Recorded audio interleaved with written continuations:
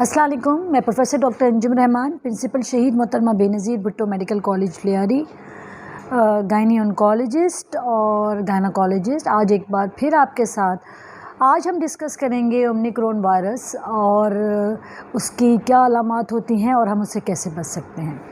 हम सबको पता है कि पिछले 2 सालों से हम सब कोविड से लड़ रहे हैं।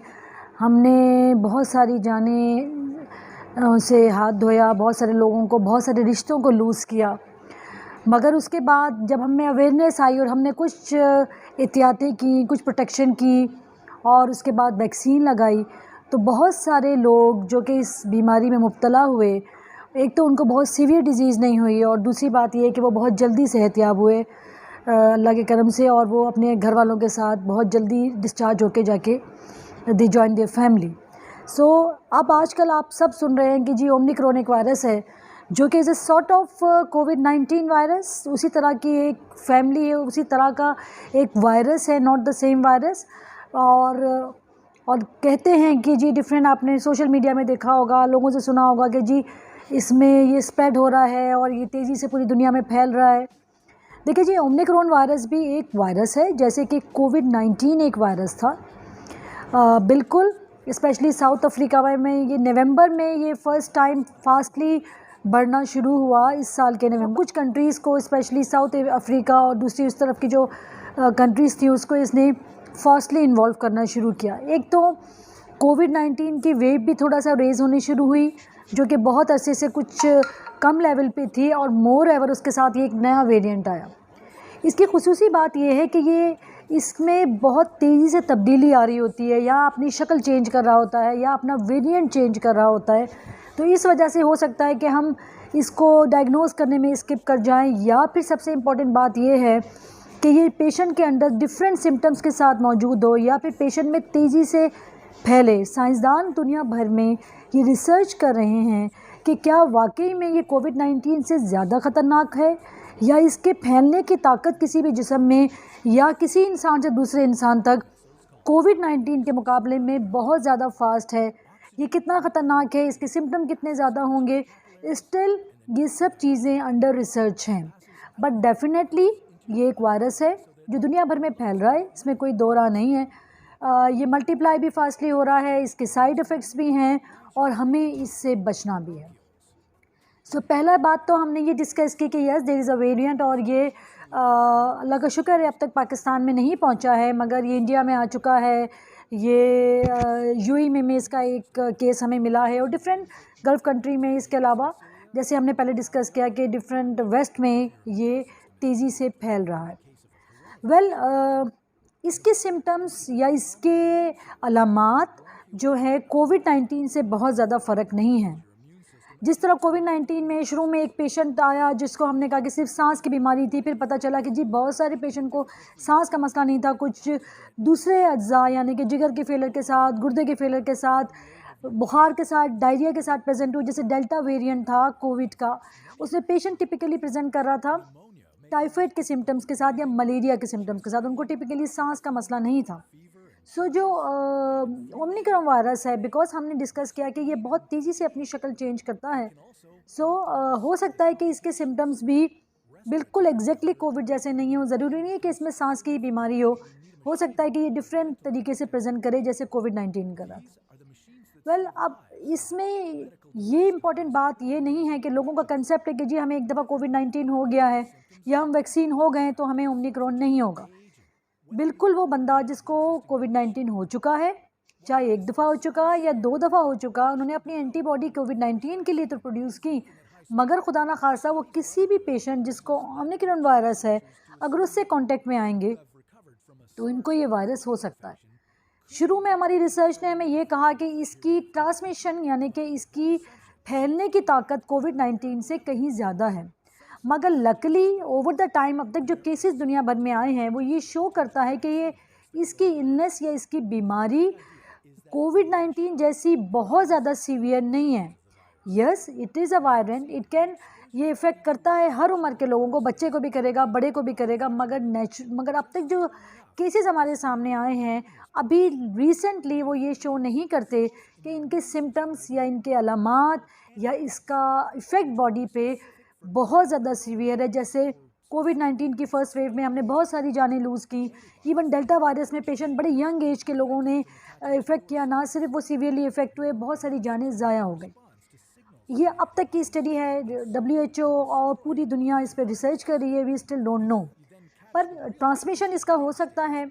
दूसरा सवाल ये कि जी मैंने अपने अलामात डिस्कस की, और कोविड-19 के बाद, इवन कोविड-19 की वैक्सीन के बाद आप इससे इन्फेक्ट हो सकते हैं। फिर हमारा ये सवाल उठता है कि जी हम इससे कैसे बचें। डेफिनेटली ये बड़ा इम्पॉर्टेंट क्वेश्चन है कि क्या वो दवाइयाँ जो कि कोविड-19 में दी जाती हैं, अगर कोई ओमिक्रॉन वायरस का पेशेंट आता है, ये उस पे काम आएंगी कि नहीं। अब तक तो रिसर्चर्स या जो दुनिया भर में जो रिसर्च चल रही है, हम वही मेडिकेशन, क्योंकि ये भी एक वेरिएंट है, ये एक वायरस है, is a variant of a virus actually.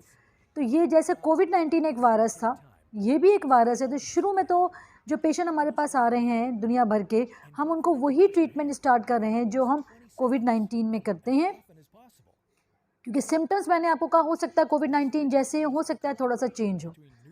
और मगर अभी रिसर्च होगी और ये चीज़ें इसकी वेरिएंट की बाकी अलामात, बाकी इसकी जो स्ट्रक्चर है उसको डायग्नोस कर पाएंगे रिसर्चर्स, तो हमें पता चलेगा कि जी और स्पेसिफिक क्या मेडिकेशन हो सकती है। मगर इसके साथ मैं एक बात आपको और कहूँ कि पिछले दिनों के मुकाबले में कोविड-19 का इन्फेक्ट जो लेवल है, जो प्रिवेलेंस है, वो हमारे इवन कंट्री में, इवन हमारे शहर के अंदर वो थोड़ा सा बड़ा है। एक तो सीजनल चेंज है, हो सकता है कि सीज़न के साथ तो इसका कोई कोरिलेशन नहीं था, ये तो गर्मियों में भी उतना ही रहा। बट इनफैक्ट अभी हमने कुछ महीने पिछले लास्ट मंथ में देखा, पिछले वीक में, कि जो कम था वो सडनली बढ़ना शुरू हुआ। इसकी डायग्नोसिस कैसी होगी? देखिए जी, पीसीआर लैब जो कि डायग्नोस करता है कि जी वेरिएंट है, वो कोविड-19 का सिंपल 19 है, डेल्टा वायरस है, वो ही डायग्नोस कर पाएगा कि जी ये ओमिक्रॉन वायरस है। हमारे पास सीक्वेंशियल मशीन होती है जो पता करती है कि स्पेसिफिक टाइप ऑफ वायरस कौन सा है। उससे यू कैन ईजिली पीसीआर से डायग्नोस कर सकते हैं कि जी ओमिक्रॉन है कि नहीं है। जैसा मैंने आपको बताया, क्योंकि इस वायरस में ये इसके अंदर एक इनबॉर्न एक चीज़ है कि ये फास्टली ट्रांसमिसिबल होता है, मतलब फैलने की ताकत बहुत ज़्यादा है। तो हम इससे कैसे बचाव करें?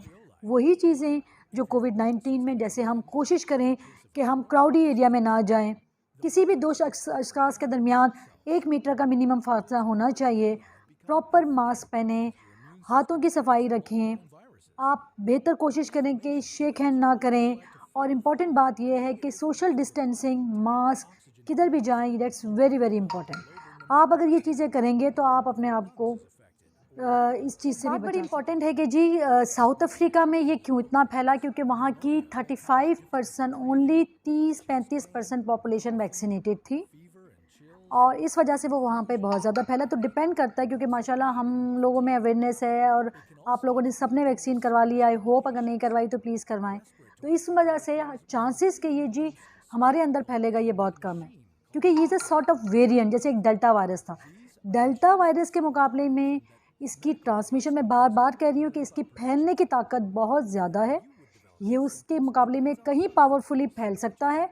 मगर अब तक जितने केसेस आए हैं वो बहुत ज़्यादा डेडली नहीं है, मींस के उनमें डेथ रेट बहुत ज़्यादा नहीं है, मगर वो उनकी अलामात और उनके नुकसानात जो कोरोना वायरस किसी भी पेशेंट पे करता है, जो पहले करता रहा है 2 सालों में, वो बिल्कुल ज़ाहिर हुए हैं। इसका मतलब ये नहीं है कि जी हम कहें कि जी क्योंकि डेडली नहीं है तो we don't need to have, हमें वैक्सीनेशन की ज़रूरत नहीं है, या हमें सोशल डिस्टेंसिंग, इसका बिल्कुल ये, क्योंकि ये अभी इनिशियल स्टेजेस में है। अभी बहुत सारे पेशेंट बहुत सारे मुल्कों में, दुनिया भर में आए भी नहीं हैं।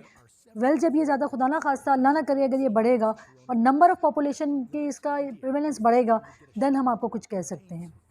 मेडिसिन इसकी दवाएं, क्योंकि ये कोई सॉर्ट ऑफ कोविड, तो ये सेम दवाएं जो अब तक यूज़ कर रहे हैं। और सबसे इम्पॉर्टेंट बात, खुशबी की बात ये है कि अब हमारे पास कोविड की मेडिसिन अवेलेबल है। पहले हम सिर्फ डिफरेंट तरह की मेडिसिन पेशेंट पे यूज़ कर रहे थे, फिर स्पेसिफिकली हम वैक्सीन पे आए, और अब specific for covid medicine is available. So इससे बचा जा सकता है। मगर हम उस जगह जाएं, क्योंकि जी हम इन्फेक्ट ना खासा किसी चीज़ पे इफ़ेक्ट हो, क्योंकि कितने लोग ऐसे हैं जो अल्लाह के करम से बच गए, मगर अब तक वो महीनों से ऑक्सीजन डिपेंडेंट हैं, उनके फेफड़े इफ़ेक्ट हो चुके हैं या गुर्दे इफ़ेक्ट हो चुके हैं। इस जगह से बचने, इन सब चीज़ों से बचने से बेहतर है कि हम वैक्सीन करवाएं और सोशल डिस्टेंसिंग रहे। एक दफ़ा फिर रिक्वेस्ट करूँगी, प्लीज़ आप वैक्सीन करवाएं। स्पेशली हेल्थ केयर वर्कर या जो 50 साल से ऊपर वाले लोग हैं, आप अपना बूस्टर लगवाएं, ये बहुत ज़रूरी है अगर आपको 6 महीने हो चुके हैं, क्योंकि ऐसा ना हो कि खुदा ना खास्ता अगर ये ओमिक्रॉन वायरस यहाँ पे आ गया, फिर रिपीट करती हूँ, इसकी ट्रांसमिशन बड़ी फास्ट है और हमें अब तक नहीं पता कि ये कितना डेडली वायरस है। Thank you very much. इंशाल्लाह किसी और प्रोग्राम में फिर आपसे